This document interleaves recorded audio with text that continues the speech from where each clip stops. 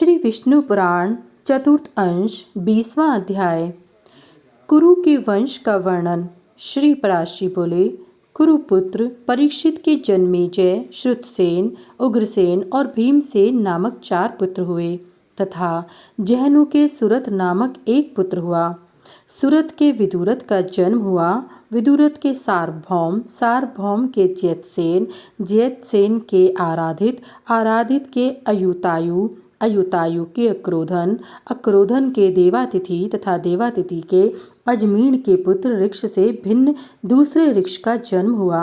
ऋक्ष से भीमसेन, भीमसेन से दिलीप और दिलीप से प्रतीप नामक पुत्र हुआ। प्रतीप के देवापी, शांतनु और बाहलीक नामक 3 पुत्र हुए। इनमें से देवापी बाल्यावस्था में ही वन में चला गया था, अतः शांतनु ही राजा हुआ। उसके विषय में पृथ्वी तल पर यह श्लोक कहा जाता है।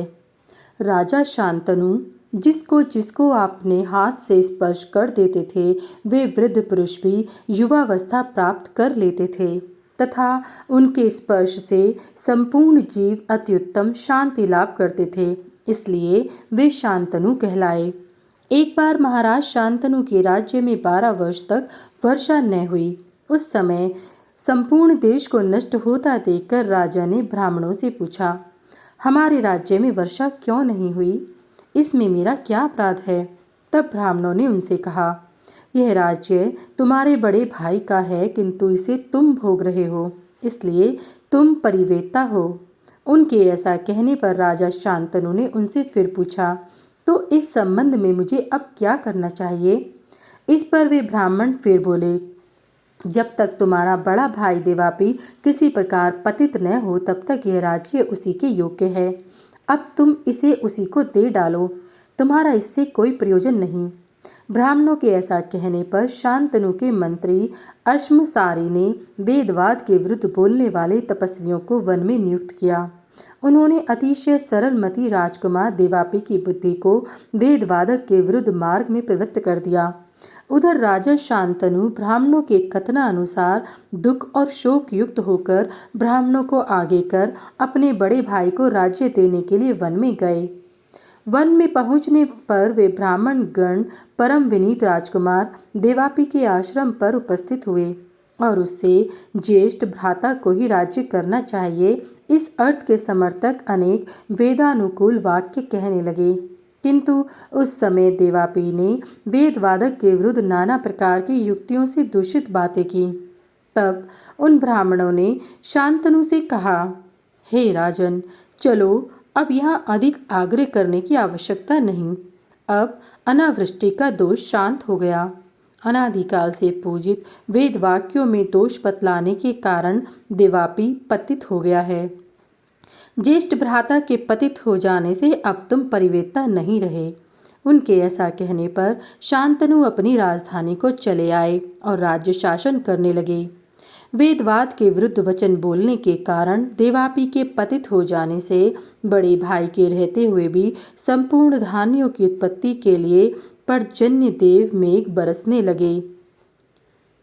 बाहली के सोमदत्त नामक पुत्र हुआ तथा सोमदत्त के भूरी भूरी श्रवा और शल्य नामक 3 पुत्र हुए। शांतनु के गंगा जी से अतिशय कीर्तिमान तथा संपूर्ण शास्त्रों का जानने वाला भीष्म नामक पुत्र हुआ। शांतनु ने सत्यवती से चित्रांगद और विचित्रवीर्य नामक 2 पुत्र और भी उत्पन्न किए। उनमें से चित्रांगद को तो बाल्यावस्था में ही चित्रांगद नामक गंधर्व ने युद्ध में मार डाला।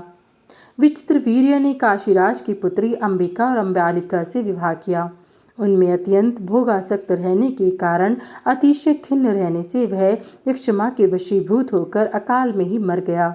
तदंतर मेरे पुत्र कृष्ण द्वैपायन ने सत्यवती के नियुक्त करने से माता का वचन टालना उचित न जान विचित्रवीर्य की पत्नी से धृतराष्ट्र और पांडु नामक 2 पुत्र उत्पन्न किए। उनकी भेजी हुई दासी से विदुर नामक एक पुत्र उत्पन्न हुआ। धृतराष्ट्र ने भी गांधारी से दुर्योधन और दुशासन आदि 100 पुत्रों को जन्म दिया। पांडु वन में आखेट करते समय ऋषि के शाप से संतानोत्पादन में असमर्थ हो गए थे। अतः उनकी स्त्री कुंती से धर्म, वायु और इंद्र ने क्रमश युधिष्ठिर, भीम और अर्जुन नामक 3 पुत्र तथा माद्री से दोनों अश्विनी कुमारों को नकुल और सहदेव नामक 2 पुत्र उत्पन्न किए। इस प्रकार उनके 5 पुत्र हुए। उन पांचों के द्रौपदी से 5 ही पुत्र हुए। उनमें से युधिष्ठिर से प्रतिविंध्य, भीमसेन से श्रुतसेन, अर्जुन से श्रुतकीर्ति, नकुल से श्रुतानीक तथा सहदेव से श्रुतकर्मा का जन्म हुआ था। इनके अतिरिक्त पांडवों के और भी कई पुत्र हुए, जैसे युधिष्ठिर से यौधेयी के देवक नामक पुत्र हुआ, भीमसेन से हिडिंबा के घटोत्कच और काशी से सर्वग नामक पुत्र हुआ। सहदेव से विजया के सुहोत्र का जन्म हुआ। नकुल ने रेणुमति से निर्मित्र को उत्पन्न किया। अर्जुन के नाग कन्या उलोपी से इरावान नामक पुत्र हुआ। मणिपुर नरेश की पुत्री से अर्जुन ने पुत्री का धर्मानुसार प्रभुवाहन नामक एक पुत्र उत्पन्न किया तथा उसके सुभद्रा से अभिमन्यु का जन्म हुआ, जो कि बाल्यावस्था में ही बड़ा बल पराक्रम संपन्न तथा संपूर्ण शत्रुओं को जीतने वाला था।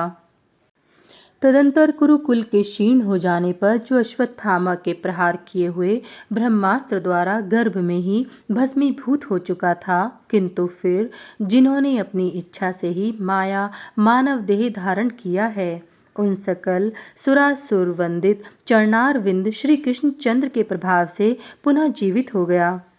उस परीक्षित ने अभिमन्यु के द्वारा उत्तरा के गर्भ से जन्म लिया, जो कि इस समय इस प्रकार धर्मपूर्वक संपूर्ण भूमंडल का शासन कर रहा है और जिससे कि भविष्य में भी उसकी संपत्ति क्षीण न हो। इति श्री विष्णु पुराणे चतुर्थ अंशे विंशोऽध्याय समाप्त। 21वां अध्याय भविष्य में होने वाले राजाओं का वर्णन। श्री पराशरी बोले, अब मैं भविष्य में होने वाले राजाओं का वर्णन करता हूँ। इस समय जो परीक्षित नामक महाराज हैं, इनके जन्मेजय, श्रुतसेन, उग्रसेन और भीमसेन नामक 4 पुत्र होंगे।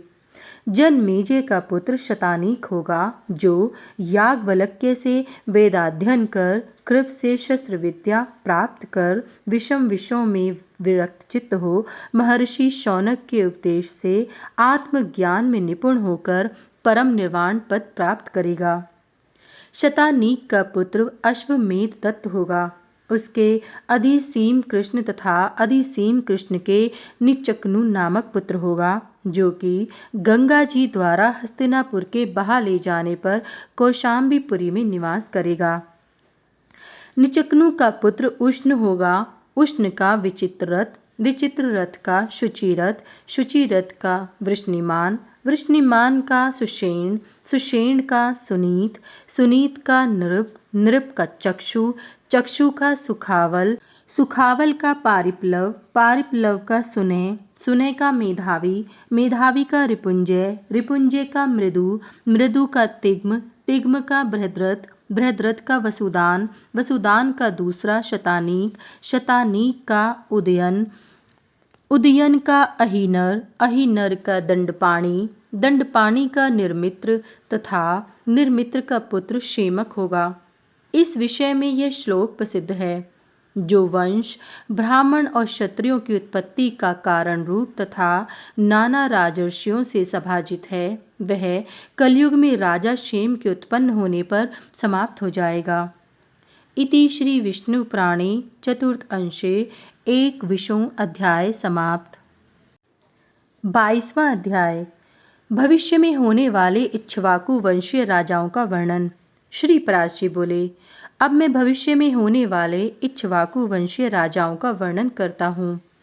बृहद्दल का पुत्र बृहतक्षण होगा। उसका उरुक्षय, उरुक्षय का वत्सव्यू, वत्सव्यू का प्रतिव्योम, प्रतिव्योम का दिवाकर, दिवाकर का सहदेव, सहदेव का बृहदश्व, बृहदश्व का भानुरथ, भानुरथ का प्रीतिताश्व, प्रीतिताश्व का सुप्रतीक, सुप्रतीक का मरुदेव, मरुदेव का सुनक्षत्र, सुनक्षत्र का किन्नर, किन्नर का अंतरिक्ष, अंतरिक्ष का सुपर्ण, सुपर्ण का अमित्रजित, अमित्रजित का बृहद्राक्ष, भृतराज का धर्मी, धर्मी का कृतंजय, कृतंजय का रणंजय, रणंजय का संजय, संजय का शाक्य, शाक्य का शुद्धोधन, शुद्धोधन का राहुल, राहुल का प्रसेनजित, प्रसेनजित का शूद्रक, श्रुतक का कुंडक, कुंडक का सुरथ और सुरथ का सुमित्र नामक पुत्र होगा। ये सब इक्ष्वाकु के वंश में बृहद्वल की संतान होंगे। इस वंश के संबंध में यह श्लोक प्रसिद्ध है। यह इक्ष्वाकु वंश राजा सुमित्र तक रहेगा, क्योंकि कलयुग में राजा सुमित्र के होने पर फिर यह समाप्त हो जाएगा। इति श्री विष्णु पुराणे चतुर्थ अंशे द्वाविंशो अध्याय समाप्त। 23वां अध्याय मगध वंश का वर्णन।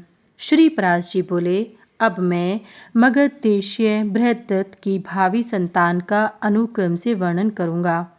इस वंश में महाबलवान और पराक्रमी जरासंध आदि राजागण प्रधान थे। जरासंध का पुत्र सहदेव था। सहदेव के सोमापी नामक पुत्र होगा। सोमापी के श्रुतश्रवा, श्रुतश्रवा के अयुतायु, अयुतायु के निर्मित्र, निर्मित्र के सुनेत्र, सुनेत्र के भृतकर्मा, भृतकर्मा के सेनजित, सेनजित के शुतंजय, शुतंजय के विप्र तथा विप्र के शुचि नामक एक पुत्र होगा। शुचि के क्षेम्य, क्षेम्य के सुव्रत, सुव्रत के धर्म, धर्म के सुशर्वा, सुशर्वा के दृढ़सेन, दृढ़सेन के सुबल, सुबल के सुनीत, सुनीत के सत्यजित, सत्यजित के विश्वजीत और विश्वजीत के रिपुंजय का जन्म होगा। इस प्रकार से भृतवंशीय राजागण 1 सहस्त्र वर्ष पर्यंत मगध में शासन करेंगे। इति श्री विष्णु पुराणे चतुर्थ अंशे त्रयोविंशो अध्याय समाप्त।